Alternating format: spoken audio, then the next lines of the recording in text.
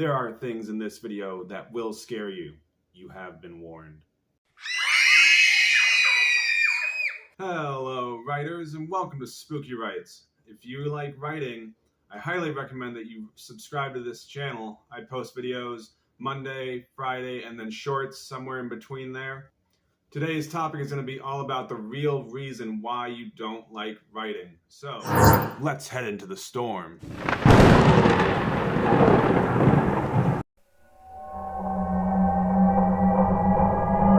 Okay, right.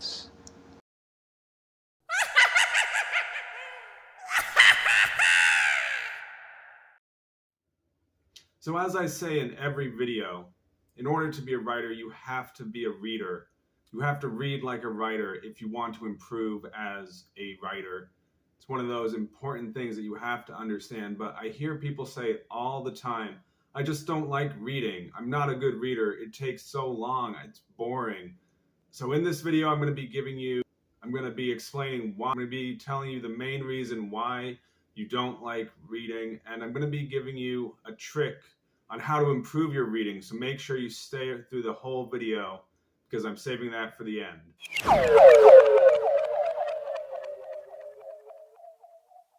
So I'm going to start off by telling you the very scary thing that I remember seeing. It was this crazy statistic, and it was over 50% of people come to the final conclusion of their education, whether that's high school, college, or a doctorate program. Over 50% of people will never read a book ever again for the rest of their lives. Now this is a terrifying fact and a terrifying statistic, and I can only imagine that number has gotten worse as reading has sort of fallen out of fashion, as people tend to read less and less literature. So why is this when there are so many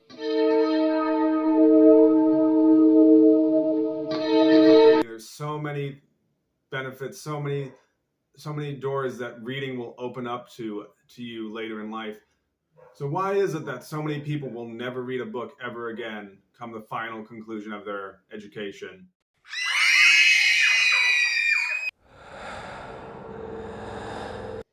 Just imagine that you're 18 and you've just graduated from high school and you decide, I'm never going to read a book ever again for the rest of my life. No way. It was a miserable time in high school. I'm never going to read a book ever again for the rest of my life. You're 18 years old and you've already decided that you're never going to experience so many things. You're never going to experience so many topics. And so many people feel this way. So many people have a very negative view of, because reading school fails in so many ways. And the number one way that education fails is it fails to teach people to fall in love with reading. What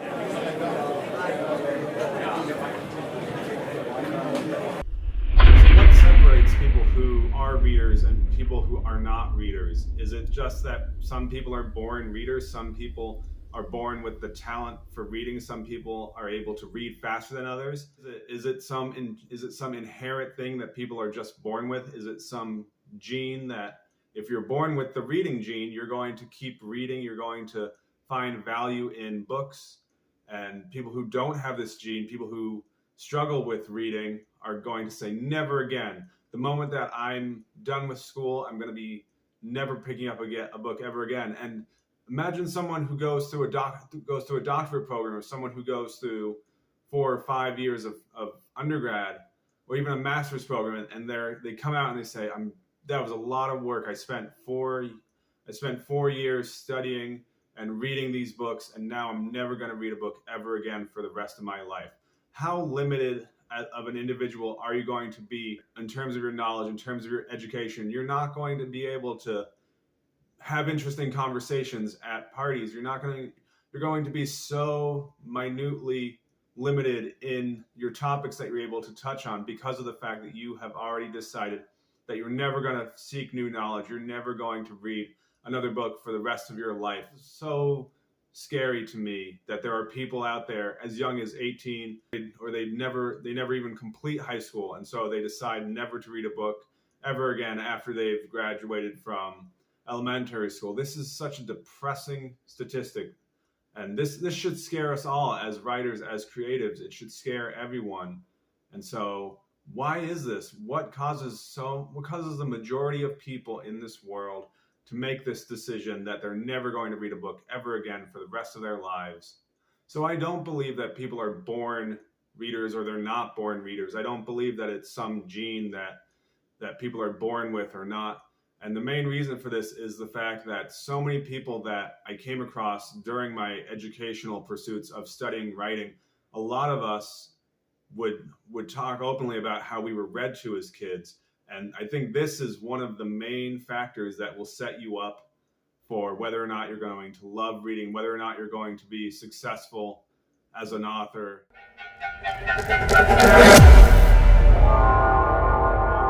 Is this idea that were you read to as a child?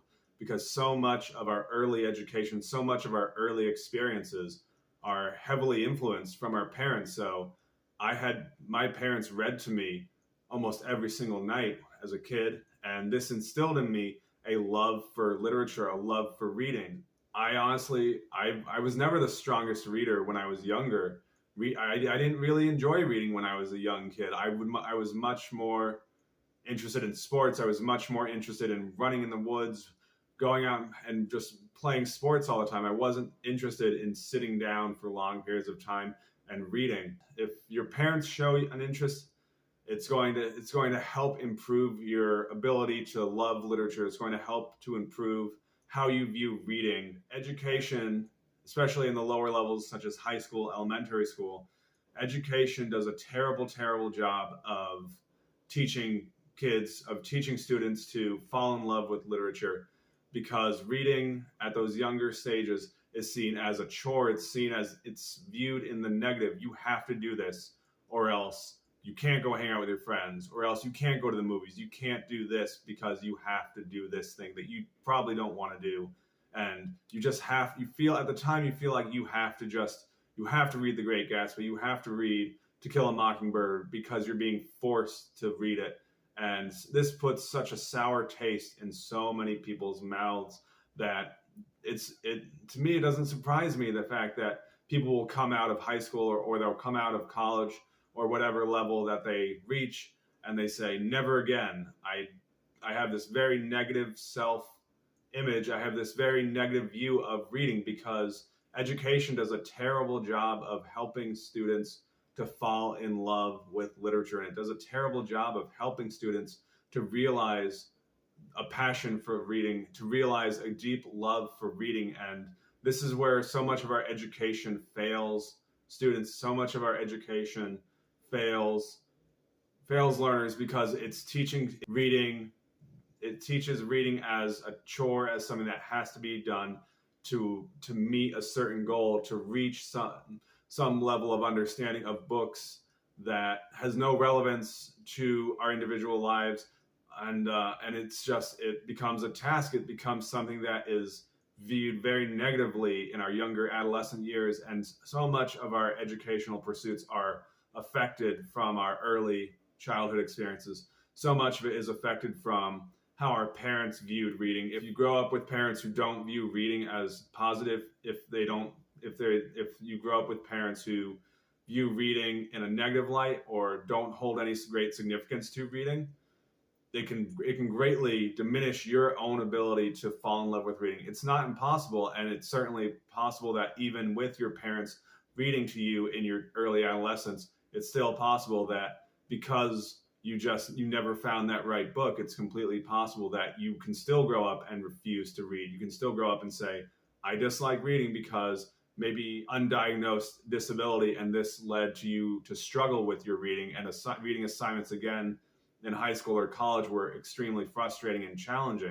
I truly believe that all this can be overcome, because I know that I personally have overcome a lot in terms of my own reading ability. So when I came back from the hospital after I had my stroke, I had lost the left side of my vision. So the left half of both eyes is completely gone. I have no left side peripheral vision.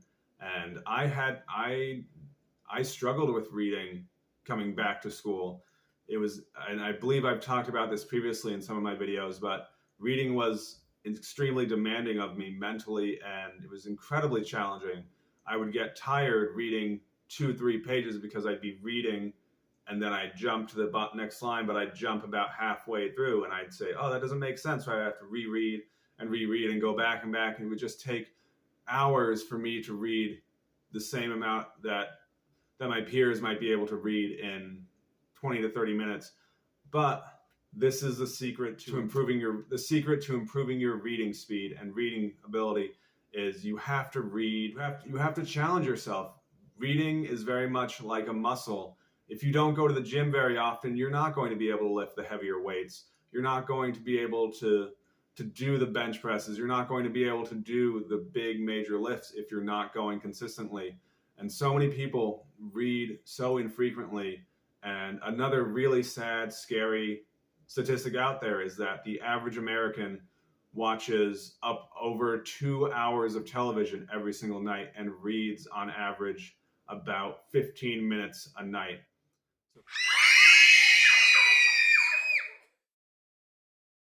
So 15 minutes a night is not enough. You need to be reading voraciously. You need to be reading ideally as much as you can. You need to find those books that resonate with you. You need to find a way to discover reading as fun. You need to discover reading as enjoyable. Or you can even do a Google search and you can find books around a topic that you are personally interested in.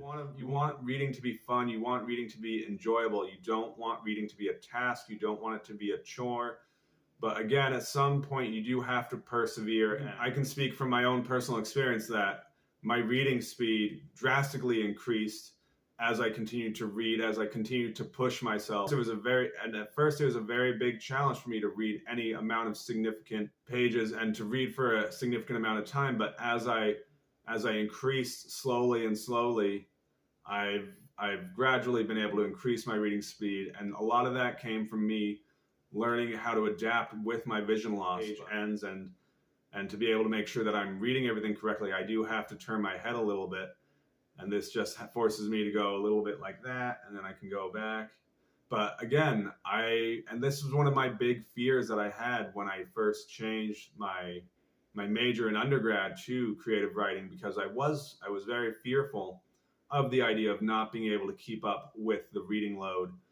Because in high school, I had the accommodation that all my books could be on audio format. This allowed me to still comprehend, and audiobooks are a perfectly fine adaptation to accommodate you in terms of perhaps you have a slow reading speed at first, but you need to fall in love with literature. You need to fall in love with reading, and reading needs to be enjoyable. It needs to be something that is not seen as a chore, something that is not seen in the negative. And once you're able to fall in love with reading, you can gradually increase the reading amount that you're doing. And I would highly recommend that you look into joining a book club. Maybe you and a few of your friends can read the same book or read a series, and you can talk about it and you can enjoy it.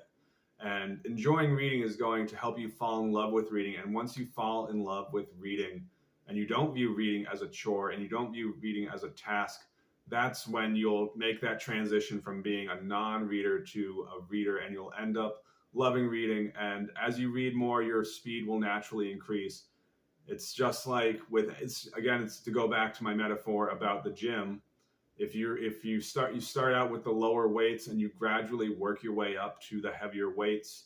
So you have to read and you have to continue to challenge yourself in what you're reading, continue to improve your reading. Don't try and compare yourself to others who might be faster readers, because sometimes people just have a natural inclination to being able to read and process information faster than others.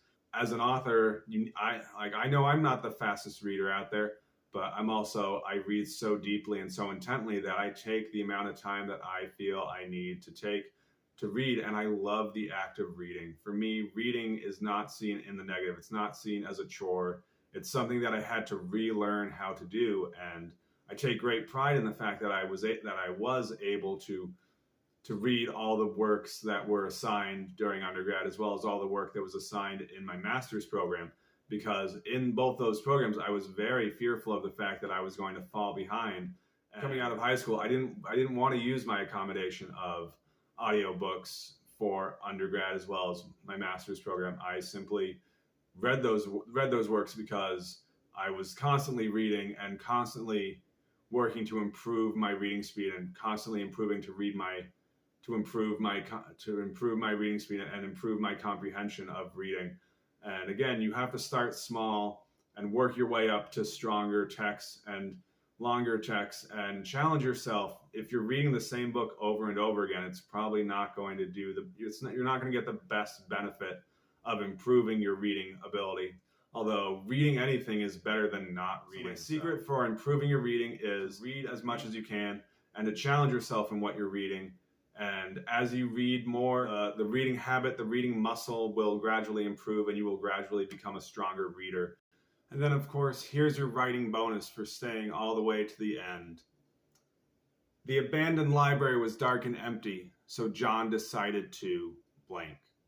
So set your timer and start writing. Thank you so much.